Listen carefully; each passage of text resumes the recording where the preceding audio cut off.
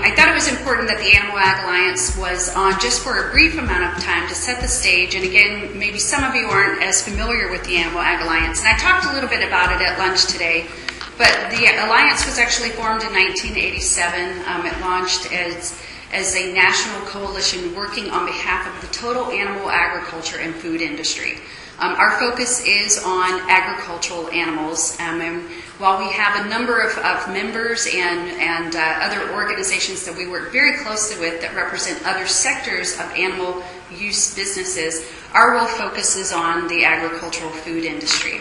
Our role is to connect, to educate, and to work to protect consumers' rights to the food that they choose, as well as the right for farmers and ranchers and the food industry producers to continue in business. Our mission is to communicate the importance of modern animal agriculture to our nation's economy, productivity, vitality, and security, and noting that animal well-being is central to producing high-quality, safe, affordable food. I wanted to just give you a quick overview of the activists from the perspective that they would like the public to believe about them. And these slides are specifically, these right here are about HSUS. And I think Kelly Smith talked a little bit about this today, that, where they have ads about giving $19 a month and you can save, Fifi and Roscoe, your cat and dog. And really all of their fundraising is pretty much directed at cats and dogs. They talk about their animal rescue programs. They talk about, or they run pet contests. And really all of their fundraising is focused on cats and dogs. And yet, really their campaign dollars are spent on many, many other industries that are using animals to improve human life. And this last slide was about Wayne Pacelli's newest book, or a new book that just was released a couple of weeks ago, The Bond. And it's interesting, Sarah, our communications director, has done a little research, and in a news article that he did, I don't know, about 15 years ago, he noted how he grew up without pets, didn't really have a real affinity for animals as a youth. And now, 15 years later, here's his book that talks about how he's always known since a young child that he had this love for pets and animals, and he's always had closeness with animals and has grown up with them. It's a totally different picture in what he's presenting in his book. Let's see, technical difficulties here. I don't know why that's happening. I should use this clicker. So that's sort of the image of HSUS portrayed to the public.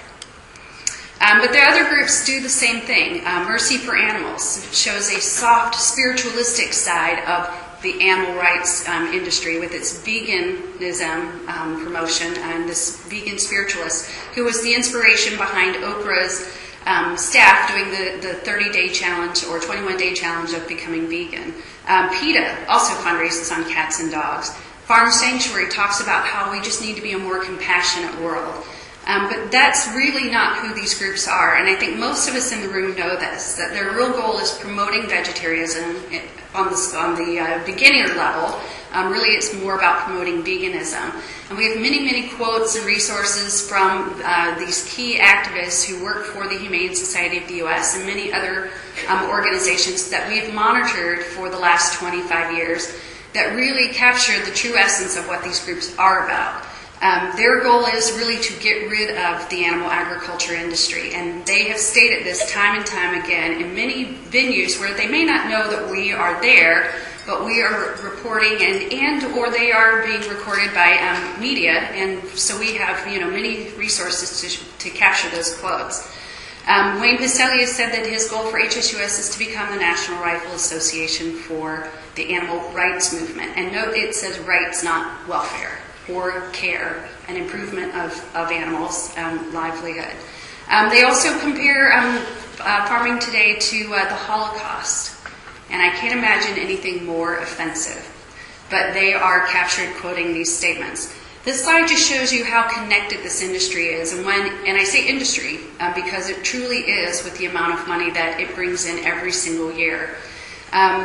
The activists, when it first started, and I know Patty's going to talk a little more about the history of the animal rights movement, but really it was very fractured as an industry. They were all competing and kind of all over the place. Well, today, 30 plus years later, it's very, very coordinated, very strategic, and their efforts. And they bring in at least $400 million annually. And I'm sure these ladies here are probably, who have been doing this longer than I have, if you can imagine, more than 17 years dealing with these issues, they have. So they will share with you a lot more details about some of the history of the movement.